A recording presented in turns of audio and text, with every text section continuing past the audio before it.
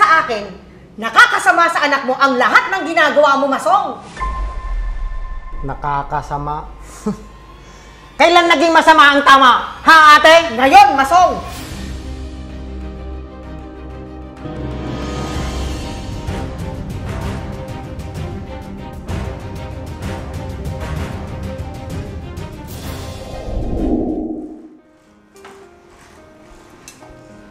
Ate? O, Masong, papasok ka na ba? Oo, ate. Ganun ba? Hindi ka na ba mag-aalmusal? Mahinanda ako sa mesa. Hindi na, ate. Baka kasi abutan na naman ako ng traffic sa daan. Sige, ikaw ang bahala. Si Mercedes na lang ang pag-aalmusalin ko. Oo, siya na lang yung yayaan mong mag-almusal.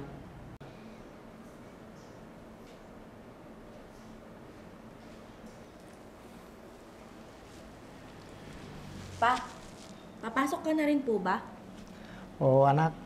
Baka kasi matraffic na naman mamaya. Ganun ba? May sasabihin po sana ako sa inyo. Ano ba yun, Iha? Mag-almusal ka muna kaya bago ka pumasok. Saka mo na lang sabihin kung ano yung gusto mo sa papa mo. Baka kasi mahuli na siya. Hindi na po ako mag-aalmusal, tita. Hindi naman po ako nagugutom. Bakit? Ano ba yung sasabihin mo, anak? Pa, ano kasi, gusto ko pong magsabi sa inyo ng pera.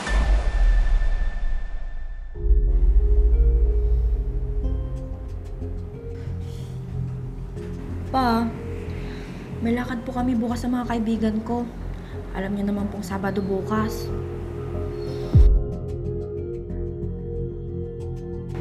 Ganun ba, anak? Kasya na ba yung 2,000? Pa naman, kulang yan. Alam niyo naman mayayaman yung mga kaibigan ko. Oh, dadagdagan ko ng 2,000. Ayos na ba yan?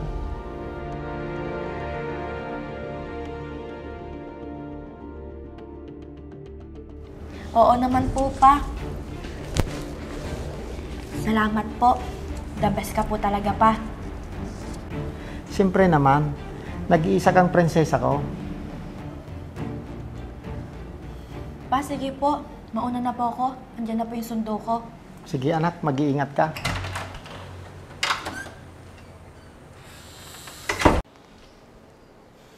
Masong, hindi ba masyadong malaki yung binigay mo sa anak mo? Ate, alam mo naman na nag-iisa ko siyang anak. At isa pa, gusto kong lahat ng hilingin niya sa akin, maibigay ko. Na kahit ako lang naman niya ang mayroon siya, makontento na yung anak ko. Pero Masong, para sa akin, hindi maganda sa anak mo ang sinasanay mo siya ng ganyan. Ate, hayaan mo na lang ako pwede. Anak ko siya, kaya tama lang ang ginagawa ko. Pero Masong, Pwede ba ate? Sige na, baka mahuli pa ako sa trabaho ko.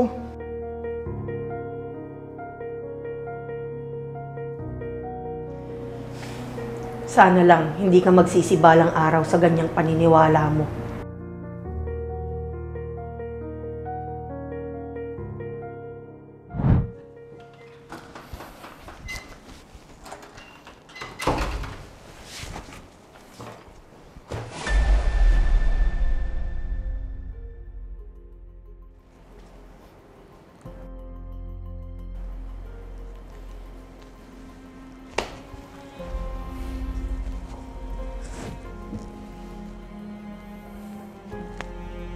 Masong,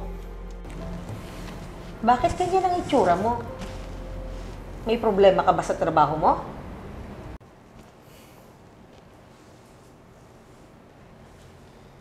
Hoy, Masong, may problema ka ba?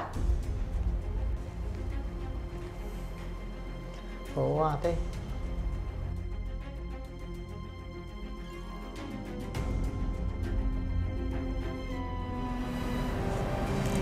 Pinudit ang mga koleksyong hawak ko. Malaki ang kulang. Ha? Paano nangyari yun? Nawala mo ba? Ninakaw ba nila? Ano? Hindi ate. Nagastos ko. Nagastos mo? Paano? Sa mga binibigay ko sa anak ko. Tapos, yung mga binibili ko sa mga hinihiling niya. Yan na nga bang sinasabi ko sa'yo? Hindi ka kasi nakikinig sa akin eh. Ate, tama naman yung ginagawa ko. Lahat ng magulang, gustong ibigay lahat ang gusto ng isang anak. Kaya tama lang ang ginagawa ko, ate. Tama ang ginagawa mo?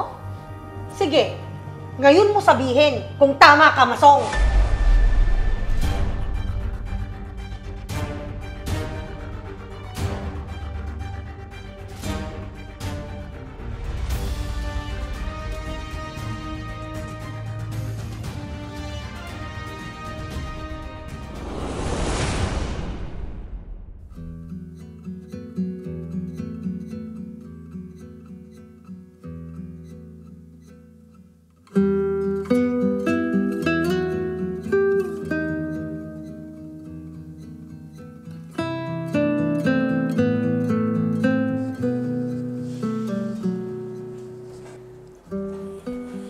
Good morning, Pa.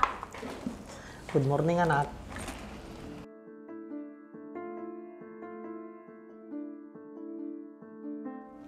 Oh, kumusta ang lakad nyo ng mga kaibigan mo? Okay naman po. Madami po akong nabiling gusto ko.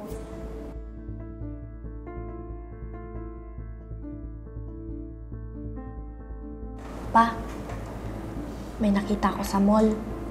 Ha? Ano yun, anak?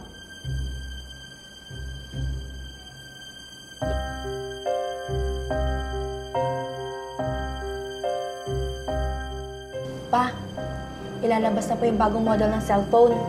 Gusto ko po yun. Ha? Di ba kailan lang natin nabili yan? Ha?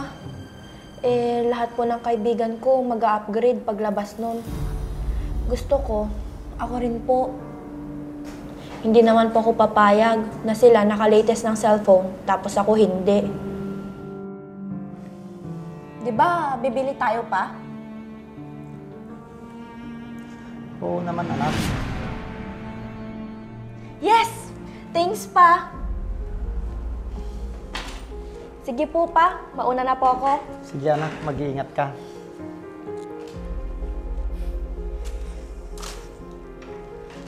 Ibang klase ka rin, ano? Ate, anak ko yun. Kaya pabayaan mo na lang ako.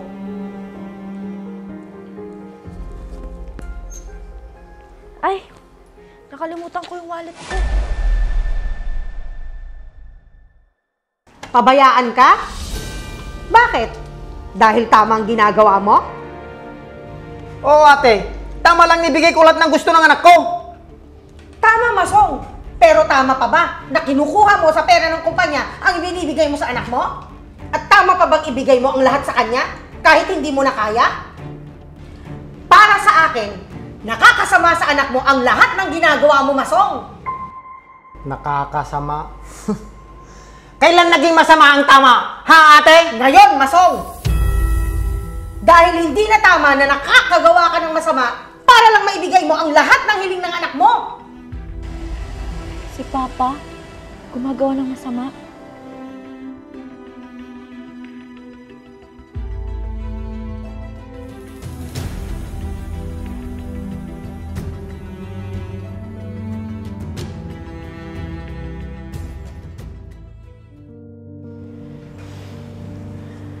Masong, hindi masama na ibigay mo ang lahat sa anak mo. Pero kung alam mong hindi mo kayang ibigay ang gusto niya, hindi naman masamang sabihin mo muna sa kanyang tsaka na lang. O kaya, hindi muna sana ngayon. Maiintindihan naman siguro ng anak mo, di ba? Eh kaso, pinamimihasa mo na siya.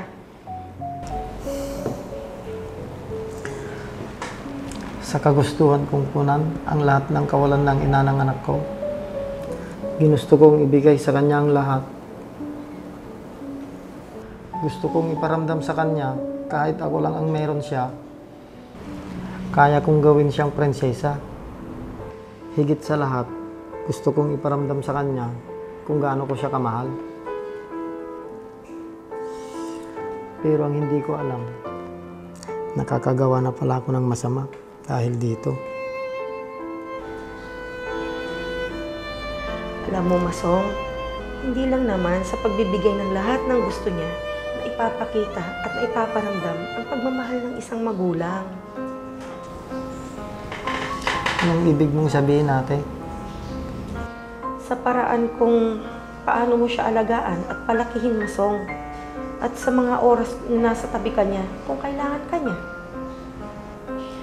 At higit sa lahat, yung magkasama kayo, Masong, habang buhay, yun ang tunay na pagmamahal. Hindi sa kahit na anumang bagay na naibibigay mo. Alam kong maiintindihan ng anak mo kung magsasabi ka sa kanya ng totoo na hindi mo kayang ibigay sa kanya lahat ng agad-agad. Kundi nakadepende sa importansya ng isang bagay kung kailan niya ito kailangan.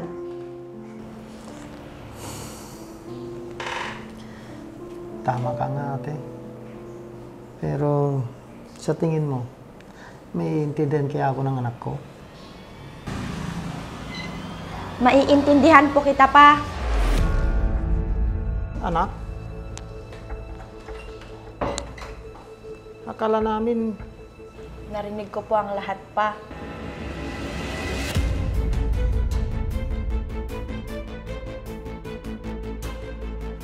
Dahil sa akin, nakagawa ka ng masama sa kumpanya. Ang buong akala ko, kaya niyong ibigay lahat ang gusto ko. Makasabay lang sa mga kaibigan ko. Ang hindi ko alam, nakakagawa na po kayo ng masama. Maibigay lang lahat ng logo ko. Patawarin niyo po sana ako pa. Kita mo? Sinabi ko naman sa'yo na maiintindihan ng anak mo. Tita, pasensya na din po kayo. Kung hindi po naging maganda yung mga inaasal ko po sa inyo, patawarin niyo po sana ako. Wala yun, Iha. Ang mahalaga ngayon ay nalaman na ng papa mo na minsan ay nakakasama rin ang alam niyang tama. Oo nga, ate. Buti na lang andyan ka para paalalahanan ako. Apa, kalimutan niyo na po yung sinabi ko kanina. Kontento na po ako dito. Sigurado ka na ba, anak? Oo naman po. Mula po ngayon, magsisinop na po ako ng pera para ako na lang po bibili ng mga gusto ko at mga kailangan ko. Para hindi na po ako nakaasa sa inyo. At para malaman ko din kung paano po magtipid. Tama yan, Iha. Salamat naman, anak, kung ganon.